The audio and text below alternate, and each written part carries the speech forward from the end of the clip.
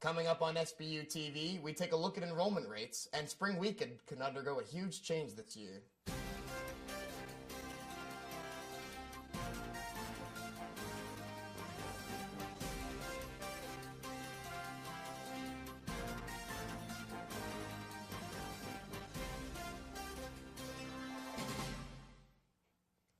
Hello and welcome to SBU TV. I'm Joey Mullin. And I'm Mark Blecher. Could St. Bonaventure be a dry campus during spring weekend this year?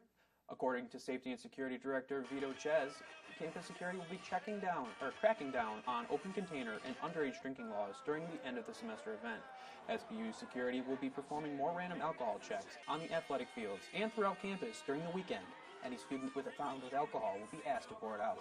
In addition, 2 Cattaraugus County sheriffs will be on campus to monitor any students and break up any potential fights, an issue that's occurred more often in recent years. While Czyz says he hasn't heard of the university implementing a dry campus policy, he thinks the changes will help make for a safer spring weekend. Job at enforcing the law. So, and again, to reinforce, it's underage drinking in open container. We've done some benchmarking, with some other universities over the years, and we just think we're doing the right things. This year's spring weekend is slated to begin Friday, April 25th. The housing policy here at St. Bonaventure has been updated with new requirements for freshmen and sophomores. Katie Kaiser has more. 1 in every 2 students at St. Bonaventure are either freshmen or sophomores. St. Bonaventure has made changes to their housing policy. The new housing policy will require all St. Bonaventure freshmen and sophomores to live on campus. Freshmen and sophomores will not have the chance to live off campus until their junior or senior year. Some students do not like the changes to the policy and wish that they could have the choice on whether to stay on campus or to move off campus. For sophomores, I think they should have the choice whether to live on campus or off campus, especially at such a small school. I don't think it's beneficial because what's the difference? Like, we're going to be living right down the street, like right off campus, and then it's almost like we're closer to campus than the gardens are, and what's the difference if we're living in a house or gardens? I just feel like they should have enforced it at the beginning of the year. No change is hard. And I know for our current freshmen, they may feel like, just my luck, the year that I can finally move off campus, there's a new policy. But we feel strongly this is going to benefit our students, or we wouldn't do it. For SBU TV, I'm Katie Kaiser. If you want more information on the new housing policy, visit www.sbu.edu. Do you ever wonder why your favorite SBU club is short on funds? Mikayla has the story. According to St. Bonaventure University admission statistics, as of February 28, 2014, the school may be facing a drop in enrollment numbers. The total number of fully processed applications is 1,665 for the 2014 fall semester, compared to the 2,053 for the 2013 fall semester, a difference of 388 applications and a drop-off of 18.9%. The number of admits for the fall semester 2014 is 1,650, compared to the 1,990 for the fall of 2013, a difference of 340 admits and a drop-off of 17.09%.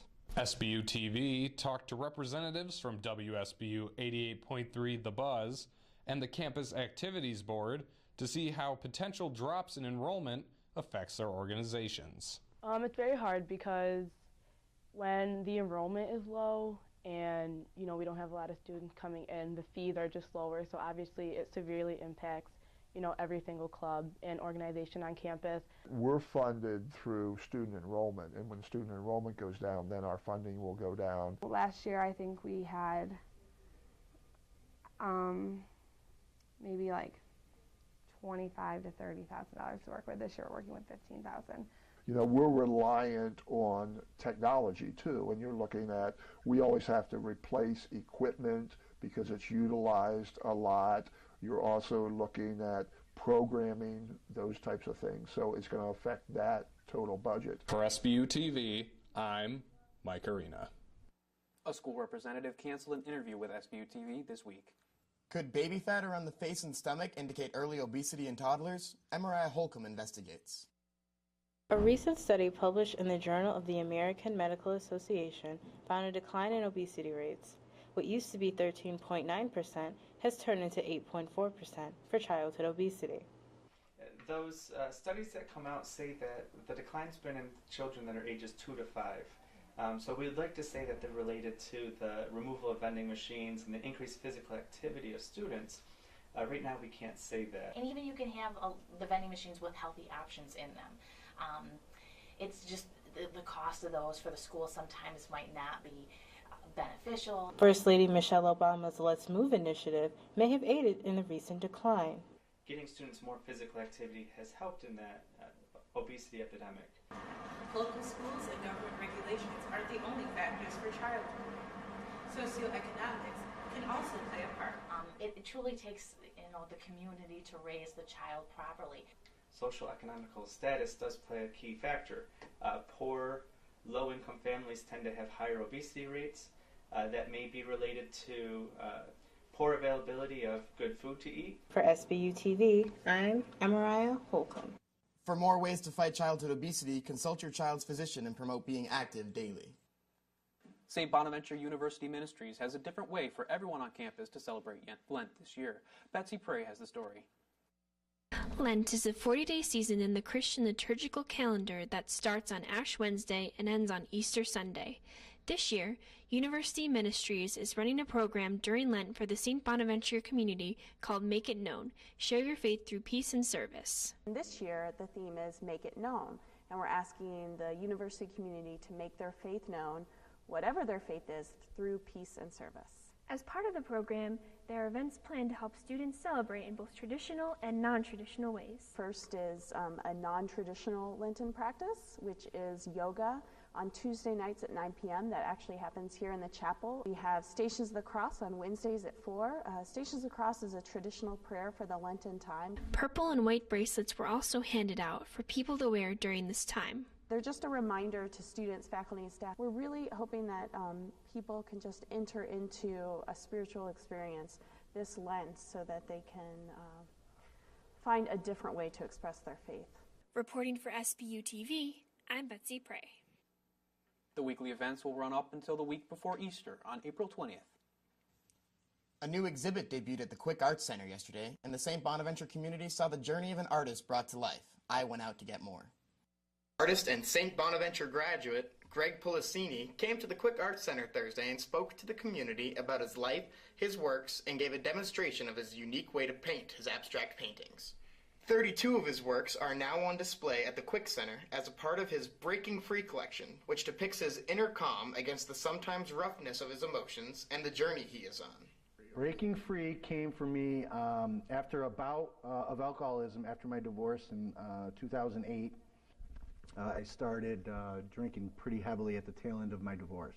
So when I left and I went to a holistic healing center off the coast of Florida in 2012, that's when I got rid of my demons, the hold that my father had on me for not wanting me to do art my whole life and go into business. I broke free from it all. Polisseni paints for himself to show he won't adhere to what others may expect of him. And doing it, my inspiration is letting emotions and feelings out. I had so much hostility in me for so many years, living my life for other people other than myself. It was all bottled up. And instead of snapping one day like people do and go off and rob a bank or beat somebody up, I created this. The Bonaventure graduate also took the time to show an SBU art class his process in which he starts his paintings, using mostly tools such as brooms and rarely touching a paintbrush. Later, he even let students add to the work to demonstrate how difficult it can be to use the drip method featured in many of Polisseni's paintings. In passing, Polisseni's works may look as if they didn't take long to finish, but many of his paintings, like Stars and Stripes here, could take months.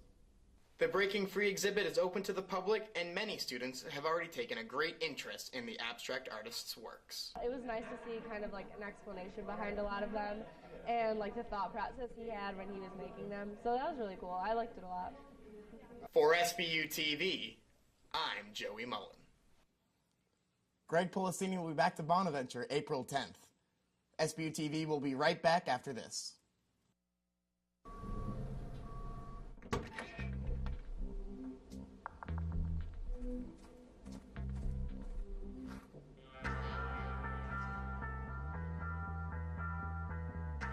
When you throw away money on wasted electricity, you're throwing away everything you could have bought with it. Saving energy saves you money.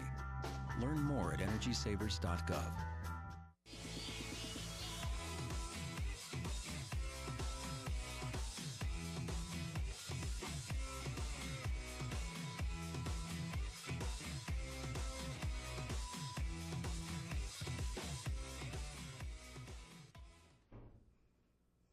With SBU TV Sports, I'm Corinne Lettieri. The St. Bonaventure women's lacrosse team is off to a rough start this season, but the young team is looking to turn things around. I caught up with the team this week as they prepare for a busy weekend. The spring season of women's lacrosse has gotten off to a slow start, with the team winless, losing their third game to Binghamton last week 19-3. Co-captain Lily Timlin is focusing on staying optimistic. We're being very intense in practice, but we're really keeping positive attitudes and keeping our heads up to look forward to the rest of our season. With Timlin being only one of 2 seniors on the team this season, head coach Lynn is looking for all those players to step up, regardless of age. Right now, we got a few girls that are starting to step up. Taylor Fallon is one in particular that has kind of stepped up the first few games for us. That's been a little bit of a surprise that we didn't necessarily see in preseason practices. But overall, we need them to step up collectively as a group. We got about, I believe, 8 of them, 7 or 8 of them, and that's half our team. And so we kind of really need them to start building their confidence together, and really like to see them kind of step up as a group and start to stop looking at themselves as freshmen, but more just, okay, we're halfway through a year now that they're just regular players.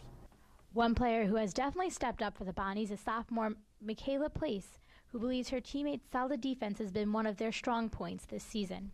Mostly we're working on our offense. That's pretty much our main component in draws. Our defense is holding up really well. When we played in Florida, we were 2 men down at one point, and the Rollins didn't even score, so that was really a big highlight for us. But our offense and draws are really what we are trying to focus on now. With the winter weather being particularly harsh this year, the team is forced to practice on the Boblinier court, one of Coach Lynn's concerns for his team. It's definitely a struggle. The one thing we find is we get better at the small side of stuff, so when we're on offense or defense, we got that stuff down, but when we go to transition it, it's a battle for us. Honestly, the size of this gym, it's about a quarter of the field, if that. And so when we get out there, it just seems gigantic to them. For SBU TV, I'm Corinne Lettieri. The Bonnies go on the road to face off this Friday against a 4-0 Albany team and Sunday against a 1-5 Siena team. The St. Bonaventure men's basketball got a big win in the Atlantic 10 tournament quarterfinal. The big-time performance in Brooklyn snapped a 4-game losing streak. The Bonnies led the game versus LaSalle from the tip, winning 82-72. Senior guard Charlon Klouf scored 14 points and dished out 6 assists. Despite the Bonnies leading at halftime, 26 points and 9 rebounds from junior forward Jarrell Wright kept things close down the stretch. Everyone who played for the Bonnies chipped in 7 or more points. Yusu Endoy helped the Bonnies power past LaSalle, finishing with 19 points and 10 rebounds, his fourth double-double of the season. The Bonnies will take on St. Louis this Friday at 12 p.m. in the A10 semifinals. The St. Bonaventure women's basketball team brought their season to a close last week, but they may not be done yet. Heather Monahan has more on what's ahead for the Bonnies. A difficult loss to Fordham in the Atlantic 10 tournament semifinals capped off an emotional week for the St. Bonaventure women's basketball team. After earning second seed for the tournament and 5 A10 postseason awards on Tuesday, catastrophe struck Wednesday night when Assistant Sports Information Director Brian Moretti died in Richmond after traveling with the team to the tournament. Tragic is the word I would use. So, it took a long time to even just understand that was real. The women pushed on, determined to earn a win in Friday's quarterfinal game against LaSalle, who beat the Bonnies in their final regular season game. Everybody was tired and on edge, but we showed a lot of resolve to get that one against a really good LaSalle team who had beat us 6 days earlier. We had a little bit of revenge we were seeking for LaSalle, so we knew what was on hand. Despite their 54-42 win on Friday, the women couldn't find their rhythm against Fordham on Saturday and lost the semifinal game 73-32.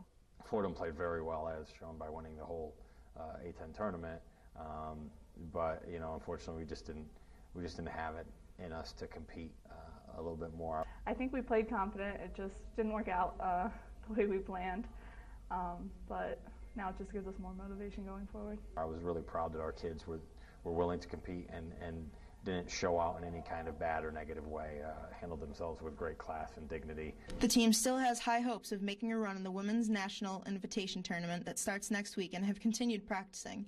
However, Crowley said there's more to these sessions than just routine preparation. Just to be together some more and make sure everybody is doing okay and moving forward together on this. Brian was an amazing young man and a huge part of everything that we did. For SBU TV, I'm Heather Monahan. WNIT bids will be announced Monday night after the NCAA seeds are officially announced. While some students slept away their midterm break, the St. Bonaventure softball team was hard at work. I got to stop by the team's practice and talk to some players and coaches. The St. Bonaventure softball team has gotten off to a rough start this season, but although the team is struggling, co-captain Grace Rooney believes the record does not accurately show the team's progress. Our record doesn't really reflect how well we've been playing, or some games it does, some games it doesn't, but I think as a team we're a lot better than our record shows, and we know that, and I think that's the most important thing going forward is even though our record is what everybody else sees, it's not what we see, you know, so as a team and as a whole team mentality, we're definitely going to get it going in the right direction, and we all believe that, so I think that's really the most important thing. The team finished February with a 2-13 record. Coach Mike Treehouse, though, still sets the bar high for his players. Well, you know, my expectations are always, you know, our goals and expectations are always trying to make the Atlantic 10 championships. It doesn't always happen, but, you know, we're an older team, but that's not necessarily true. We're also a younger team. We got a lot of young players out there, so we've got a lot of different things we're looking to try to do, and number one is just get better every single day. If we get better every day, the wins and losses will take care of themselves. Treehouse so far has been impressed with student leadership on the team. Well, to be honest with you, you know, our two captains, we have Grace Rooney's a junior, and then Lindsay Stoll's a senior. So, you know, those captains are ones that are supposed to be here. So far, they've been absolutely fantastic. You know, as a leadership role, they've got it covered. You know, the rest of it is just coming down and producing on the softball field. Although not vocal, Rooney feels that leadership should come from being a teammate first. As a captain, I mean, it's an honor to be called a captain, but I'm just trying to be a teammate, you know. I'm a captain, but what it really comes down to is just being the best teammate, and I think that's what we're all focused on, is just being teammates to each other, and no matter what titles or who's the starter here, starter there, it comes down to we're friends and we're teammates, and that's what it really focuses on. But I think as a captain, I just want to lead by example. For SBU TV, I'm Corinne Lettieri. The team will head down to Philadelphia next weekend to start a 2-game series with LaSalle. Olean High School's boys basketball team lost on a buzzer beater against Batavia in last year's Class B quarterfinals. 1 year later, the Huskies dominated their quarterfinal game against Charlotte High School from Rochester, advancing to tonight's semifinals in Glens Falls. Chris Spiker caught Saturday's action at Buffalo State. It wasn't as stressful as last Tuesday's game against Buffalo's East High, but this win felt even sweeter for the Olean Huskies. Olean High led from start to finish in their dominating 75-56 win over the Charlotte Lakesiders to clinch their second Section B Far West regional title in the last 3 seasons. The Huskies jumped out to a 22-12 lead at the end of the first, led by guard Nick Schmidt's sharpshooting from 3. It's very important to get out of the gates fast right away because that sets the tone for the game. We were able to build that 16-point halftime lead, which is big.